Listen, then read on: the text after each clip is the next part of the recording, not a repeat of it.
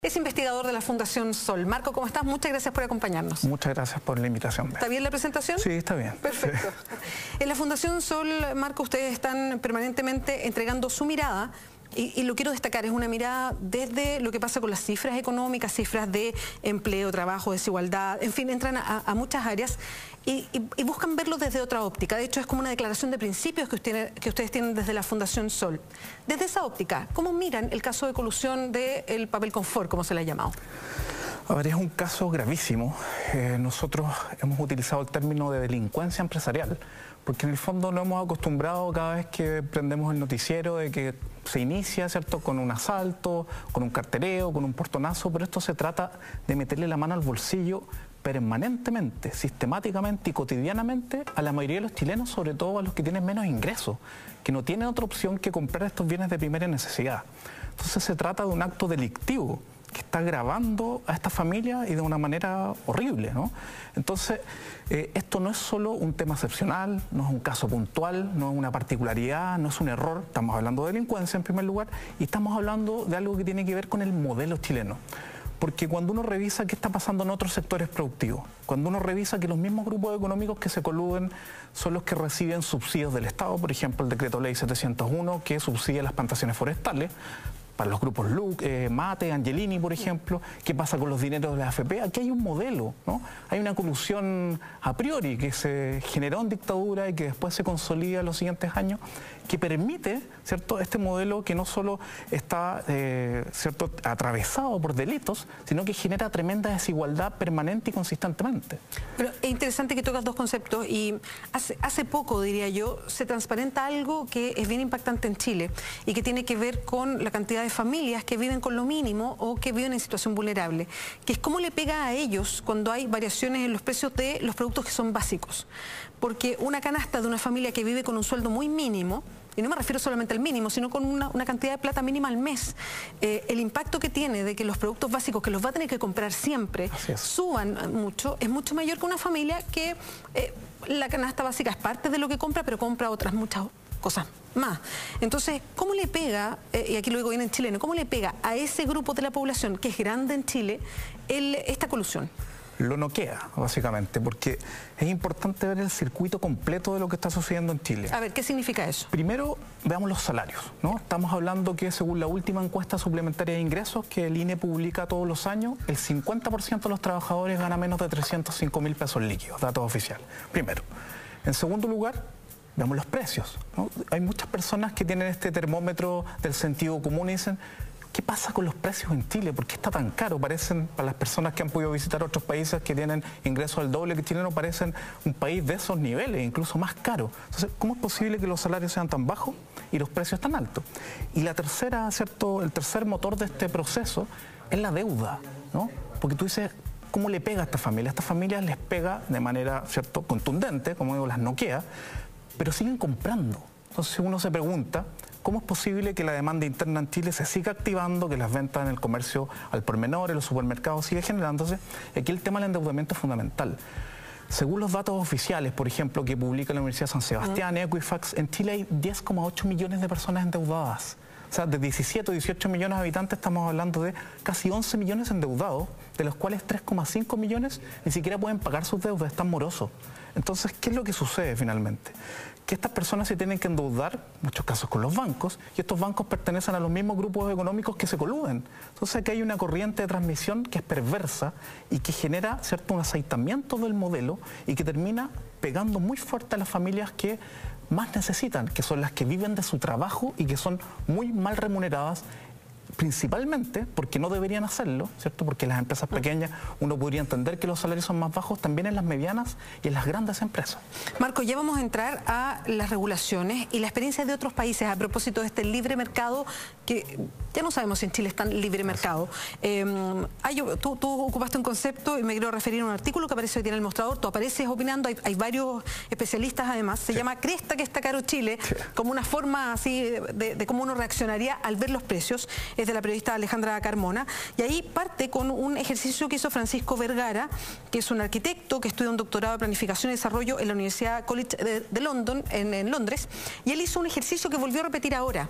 y que fue viral en el momento que lo hizo hace unos años, y que fue comparar los precios de Londres, que uno entiende que es una de las capitales más caras del mundo, los precios en un supermercado de Londres, estamos hablando de productos básicos, y otros productos básicos en supermercados de Chile, porque se dio cuenta que habían precios muy caros en el país. Y la verdad es que la comparación es increíble, porque hay, por ejemplo, el papel higiénico era más caro acá, el mismo, de la misma marca, una marca internacional, más caro acá que en Londres. Volvió a hacer el ejercicio ahora hace poquito y se dio cuenta de lo mismo. Mi pregunta es, ¿por qué tenemos esos precios? Ahí pueden haber muchas causas, sin duda es un ejercicio bien general, en el fondo para ser riguroso uno debería hacer con toda la canasta completa, con el INE, ¿cierto? Pero hay una señal, exactamente, una señal importante. Entonces uno podría a lo mejor tener una serie de hipótesis. Primero, sin duda que aquí el efecto colusión es un factor, porque no estamos hablando, insisto, de una excepción, hablamos de los pollos, probablemente los detergentes, ¿cierto? Papel higiénico, las servilletas, los buses interurbanos, de distintos productos de primera necesidad que se han investigado por la Fiscalía Nacional Económica, por ejemplo, donde se detecta colusión no por 2 años, sino en algunos casos por 5, por 8, por 10 años, ¿no? Y lamentablemente también estamos exportando delincuencia empresarial porque las mismas empresas filiales se está acusando en Colombia, en Perú, en Uruguay, etcétera. Entonces ese podría ser uno de los factores. Por otro lado, es importante considerar que en Chile la élite económica es una élite que al parecer vive en otro planeta, porque aquí, ojo con este dato, el 1% más rico en Chile acumula entre el 31% de los ingresos y el 33% según los últimos estudios del Banco Mundial, por ejemplo. 31 a 33%. En Holanda un 6%, por ejemplo, para tener una idea. O sea que hay una superacumulación. Estamos hablando que 1.800 familias, de acuerdo al estudio de la Universidad de Chile López Figueroa Gutiérrez, tienen un ingreso por persona en su hogar, per cápita, por persona mensual de 460 millones al mes. Entonces, ¿qué pasa? Ese estándar, ¿cierto? Esa superacumulación termina empujando, contagiando el resto de los precios de la economía, ¿cierto? Es difícil si ellos se acostumbran a tener un almuerzo a 20.000 o 25.000 pesos y es normal, porque es como el vuelto, ¿no? En otros lugares tú puedes encontrar un almuerzo por 1.500 pesos. Siempre hay un efecto contagio en ese sentido. Entonces ahí al menos podrían haber 2 factores que podrían estar explicando este fenómeno y sin duda hay que hacer investigaciones acuciosas que permitan identificar otras tendencias. Sí, claro. De hecho, hay una cifra que llama mucho la atención, tú la mencionabas en algún momento y aparece en este artículo del Mostrador, que es el precio de los detergentes, cómo ha ido subiendo. El precio aumentó un 54% sobre el IPC.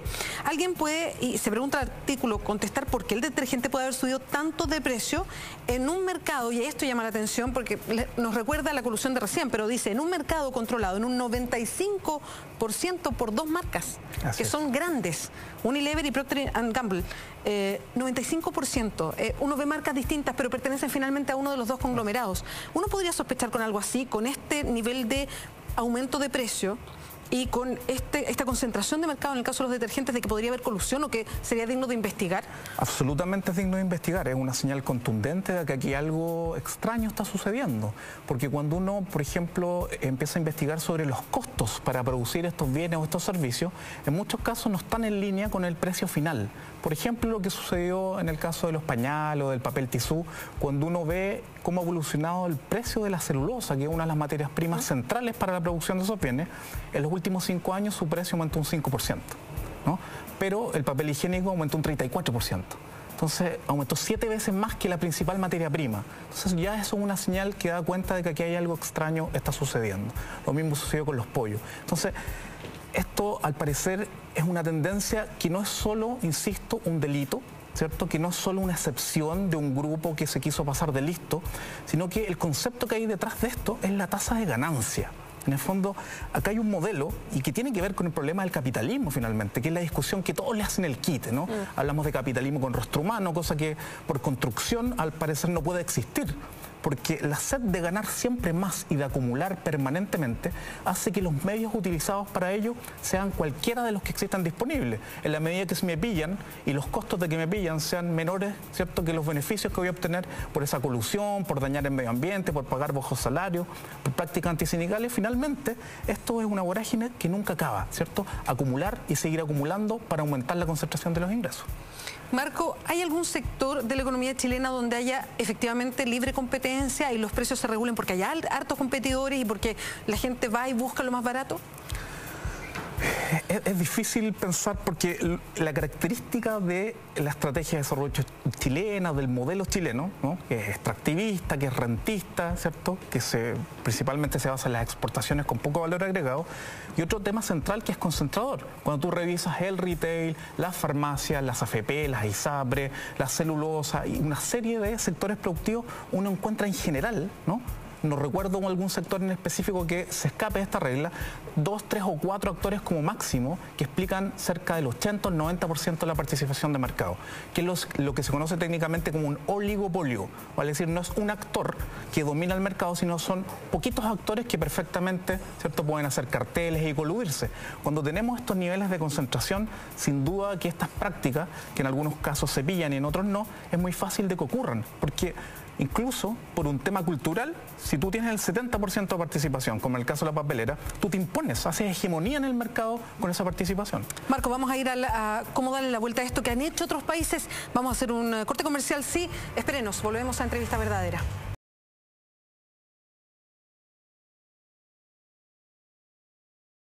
Aporte personal. Por eso, la marca más importante es la que dejas tú. Teletón, la hacemos todos, 27 y 28 de noviembre. Y sigues en la Entrevista Verdadera, estamos conversando con el economista, es parte de los investigadores de la Fundación Sol, Marco Kremerman. Marco, quedamos con varias cosas pendientes, pero vamos poniendo cierto orden. ¿Qué se puede hacer para que haya más competencia? Ni siquiera digo un total libre mercado en Chile, si es que eso es lo que se quiere, porque hay personas que creen absolutamente en eso, hay otras que no, en fin. Pero si se quisiera realmente que hubiese un mercado que funcionara, ¿qué cambios se podría hacer? ¿Qué hacen en otros países para poner o orientar la legislación para que efectivamente no haya esta concentración que existe hoy día o la posibilidad alta de colusión? A ver, la respuesta yo la separaría en dos partes. Explorar qué hacen en otros países y ver si efectivamente es posible el libre mercado, ¿no? ¿Qué hacen en otros países? De acuerdo a la experiencia comparada, lo más básico, existen penas de cárcel para quien se colude, ¿no? Que pueden ser desde 1 año hasta 10 años en algunos países. Eso es una medida concreta, ¿no? En el caso de la delación compensada, que es cuando uno de los actores, ¿cierto?, se echa la culpa, ¿no? Se delata. Se autodenuncia. Exacto, se autodenuncia. También existen sanciones. Hoy día en Chile SMPC va a quedar sin ninguna multa, a no ser que ellos decidan voluntariamente hacer alguna reparación a los consumidores. Eso es otro elemento importante. Y en algunos países también existe legislación en relación a la participación de mercado de cada una de las empresas. Por ejemplo, que no supere el 20 o el 25% del total de las ventas en un sector productivo, ¿no? Eso prácticamente estaría siendo violentado en la mayoría de los sectores productivos en Chile, donde tenemos que la mayoría de los actores en todos los sectores supera el 25%, salvo, me imagino, alguna excepción muy particular. Pero hay legislaciones, ¿no?, así, hay países que tienen así esa legislación donde no se puede concentrar. Exactamente, no puede superar, por ejemplo, una empresa más del 25% o del 20% de las ventas de un sector productivo, ¿no? Y esas son algunas medidas para mitigar los efectos de la colisión, ¿cierto?, de la colusión, o para generar más competencia en teoría. Ahora, en segundo lugar, desde nuestra opinión en la Fundación Sol, esto del libre mercado, la libre competencia, parece que es una especie de utopía, ¿no? En el fondo, la quinta esencia del libre mercado, porque hay algo que está sobre el libre mercado, que es el capitalismo, que es un modo de producción finalmente. Y ese modo de producción significa que unas pocas personas acumulan el capital, la gran mayoría no tiene capital y tiene que vender su fuerza de trabajo, ¿cierto? Eso, ¿cierto?, es la lectura histórica permanente que uno puede hacer.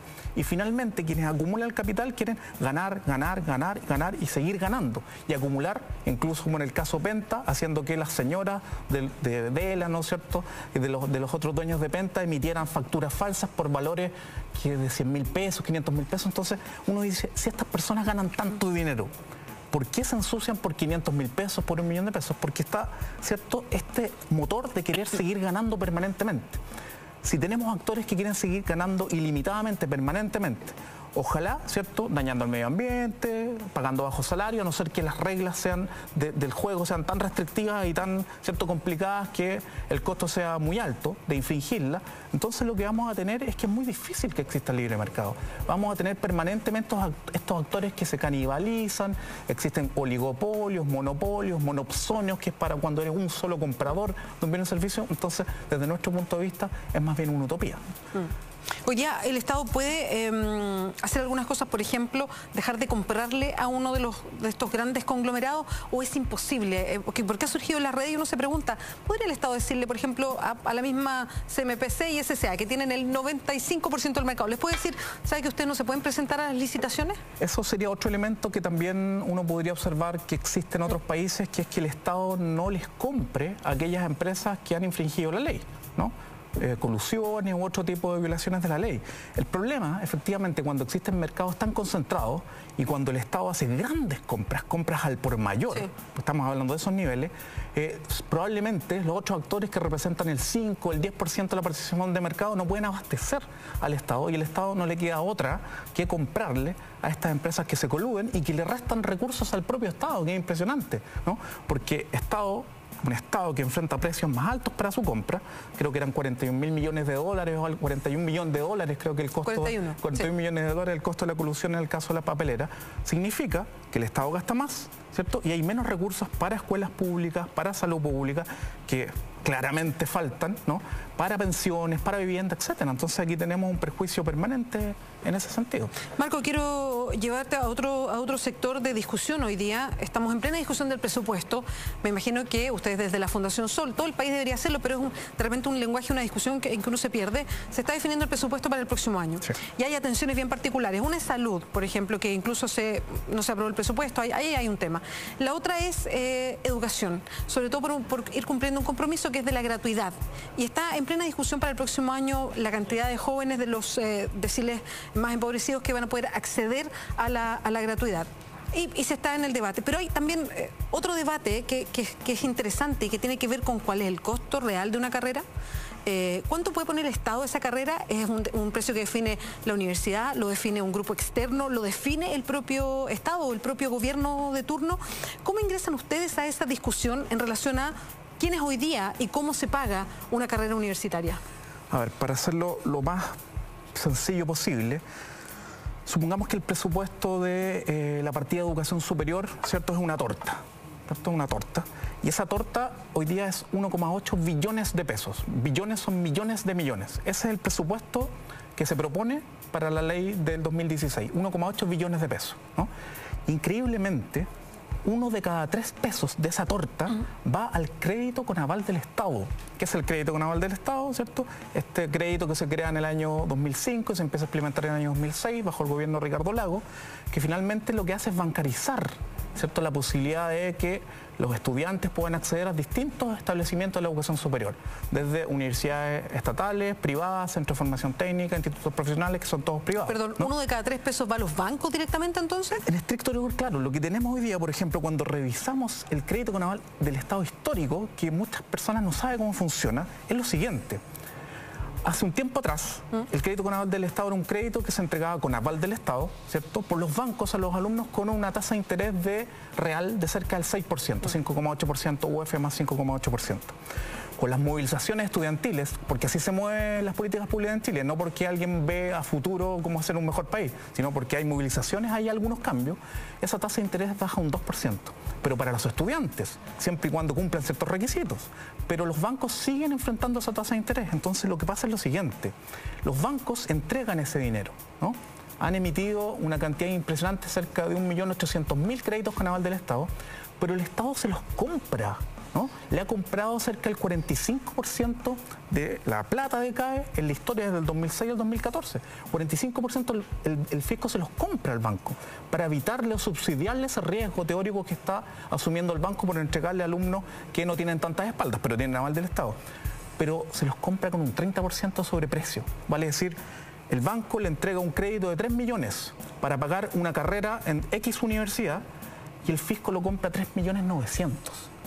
Estamos hablando de cerca de 350.000 millones de pesos solo en sobreprecio, que podrían destinarse perfectamente a la gratuidad. Entonces nos dicen que no hay recursos. Claro, efectivamente, porque nuestro presupuesto, que no es solo hablar de plata, es hablar de un modelo de sociedad, que los economistas no nos dicen eso. Hablar de presupuesto en Chile es hablar de nuestra casa, en qué gastamos y por qué. Hay una filosofía atrás. El presupuesto de educación principalmente está orientado a beneficiar a los bancos, porque 1 de cada 3 pesos va a este crédito con aval del Estado, y se ha concentrado principalmente en grandes holdings de educación. Estamos hablando del Grupo Laureate Internacional, el Grupo Santo Tomás, INACAP, que están acumulando, ¿cierto? Y uno suma algunas universidades investigadas por lucro.